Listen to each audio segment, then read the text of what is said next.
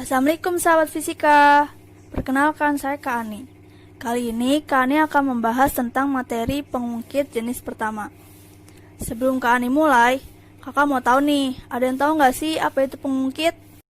Pengungkit adalah pesawat sederhana dengan tumpu di salah satu titiknya dan digunakan untuk mengangkat sesuatu yang berat. Nah, kalau pesawat sederhana itu apa sih? Pesawat sederhana adalah alat bantu sederhana yang digunakan untuk mempermudah manusia dalam melakukan suatu usaha.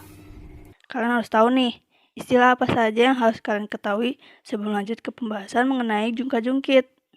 Di sini ada 7 istilah yang harus kalian ketahui, yaitu 1. Titik tumpu. Titik tumpu adalah titik tempat alat itu bertumpu. 2.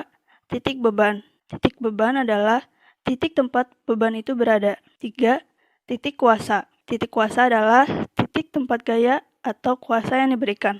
4. Lengan beban. Lengan beban adalah jarak antara titik tumpu dengan titik beban. 5. Lengan kuasa. Lengan kuasa adalah jarak antara titik tumpu dengan titik kuasa. 6. Beban. Dan 7. Kuasa.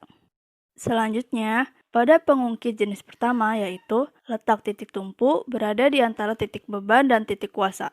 Contoh alatnya ada gunting kuku, gunting, tang, linggis, dan jungkit-jungkit. Di sini kakak akan memberikan contoh pada permainan jungka-jungkit. Sahabat fisika sudah pada tahu kan apa itu jungka-jungkit? Jungka-jungkit itu adalah sebuah permainan yang menggunakan prinsip kerja tuas atau pengungkit jenis pertama, di mana titik tumpu berada di tengah sedangkan titik beban dan titik kuasa mengapitnya.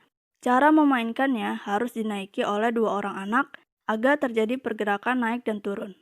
Nah, sahabat fisika, sekarang sudah tahu kan, kenapa ketika 2 orang anak menaiki jungka-jungkit, maka salah satunya akan turun ke bawah dan yang satunya lagi naik ke atas. Untuk lebih lengkapnya, simak terus ya video-video pembelajaran lainnya, agar kalian bisa lebih tahu dan paham dalam setiap materi pembelajaran fisika. Sekian dari Kak Ani, dadah!